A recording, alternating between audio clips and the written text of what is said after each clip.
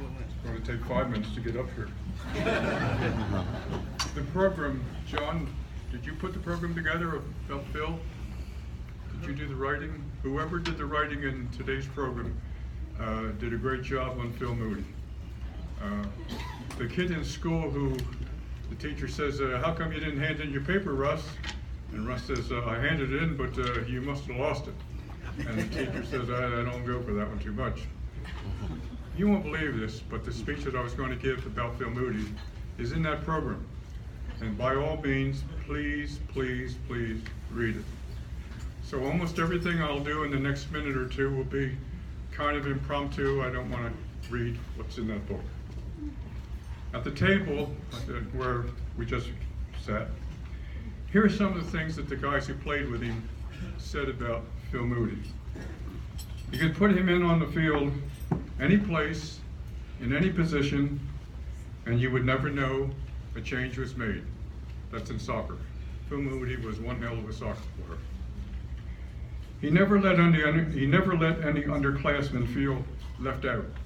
He made all of us feel wanted, whether we were young or whether we were seniors. One of his best athletes called me not long ago and said, Russ, do you remember how we introduced Phil to soccer, to the goal? And I said, no. And he said, well, Bruce Stoney was your regular goaltender. By the way, he was a good one. They've always had good goaltenders. And Bruce, for some reason, and I won't say what it is, was ineligible, or we couldn't get a hold of him the last couple of games. So lo and behold, this 140-pound, 5'8" guy is the goaltender. Well, we had two fullbacks that year, Bobby Rebb and Bill Porter. And Bob Rebb relays to me, and by the way, he came up from North Carolina to see Phil today, said, we called Phil aside and said, Phil, I want you to know something. Bill Porter and I usually don't let anybody get past us. But in the event that anybody does get past us, you better not let that damn ball get in the goal. Do you understand that?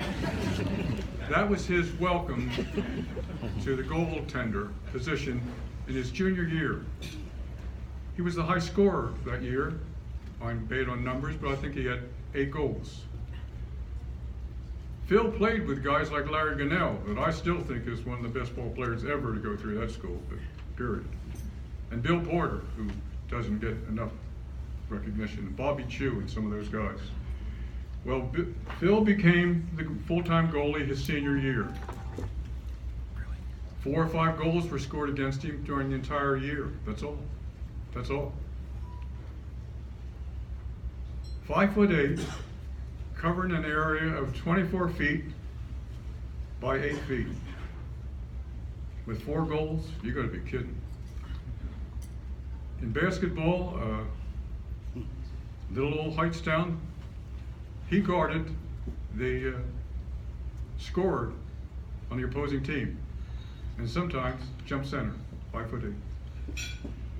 In a tournament game against Hoffman, Sam Turner reminded me yesterday, Phil got 28, 30 points, 5'8" in a tournament game. Phil Moody's one of the finest athletes, I believe, ever went through Hightstown High School. And Hightstown High School has a lot of good athletes. Phil's unusual. He was a team player, and you'll probably talk about that, I don't know. But he didn't put himself out front.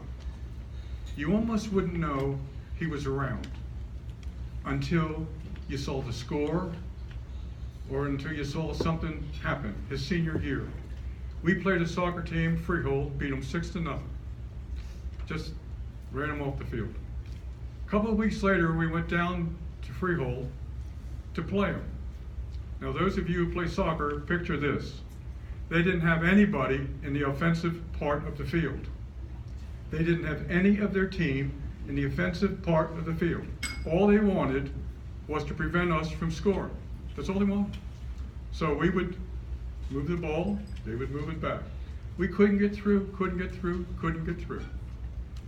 Last 3 minutes of the game, took Phil out of the goal, put him out on the wing, by pure luck or God-given skill, he got a goal. And the same team that we beat 6-0, we finally won the last game of the year, 1-0, and it might have made us state champs. We don't know. Would you please join me in welcoming Phil Moody to this year's Hall of Fame?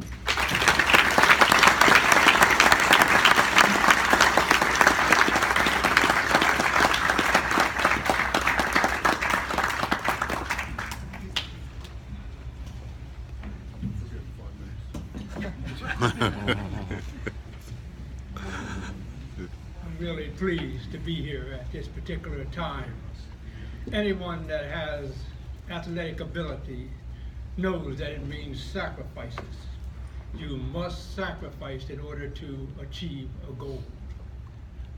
Whether it be individual goals or whether it be a team goal, it takes sacrifices. And we tried to do that in all of the activities that we had in playing the 4 disciplines of sports that I participated in. And because of that and having good teammates who were able to instill movement, correction, direction, and that will not to be defeated, not to be let the team be embarrassed. Well, this is what we worked to achieve, and therefore we were successful.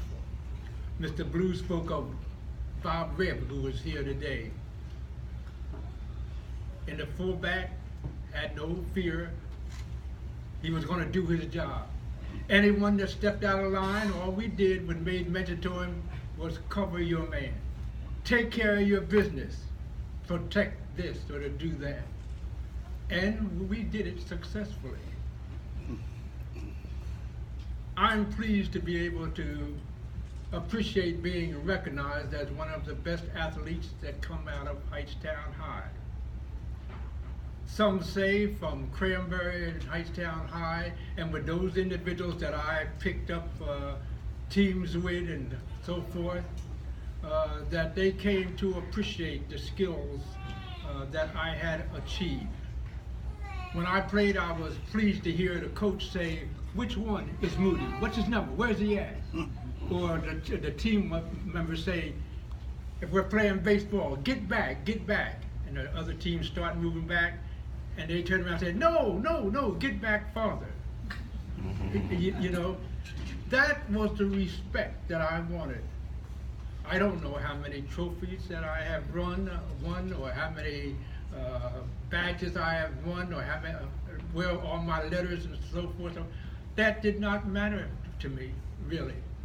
It was being recognized by your teammates and by the other team that my team could count on me to do the best I can to help them to be successful, to be patient with those who may not have had the skills and the abilities that I had, so that at the end of the day they could walk away and say, wow, I didn't know I could do that. That's what, to me, sports was all about. No, I didn't get my abilities from, say, the coach, although Mr. Blue I thought was trying to kill me, decided to be up in the goal and having those big-footed individuals kick the penalty at me one right after another. Yeah, I thought about that, you know. My speed, no. In track, no, I couldn't credit any one of my coaches for giving me the speed in that.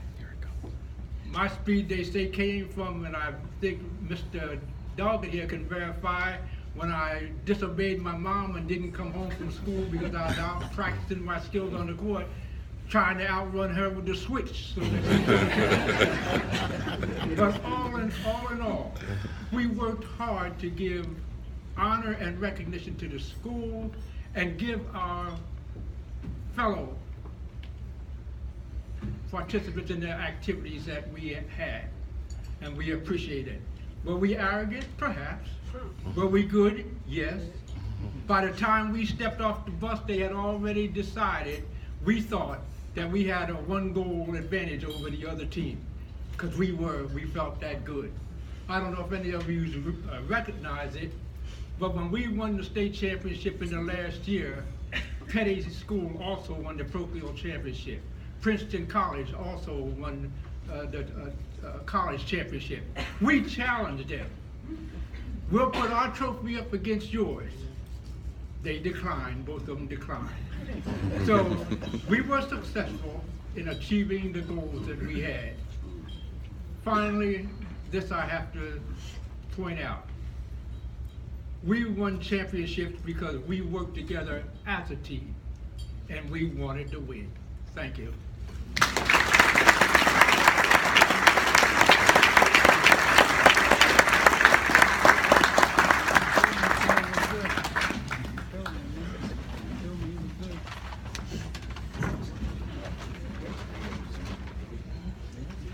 All right. Real quick, I'm gonna call two more. You got your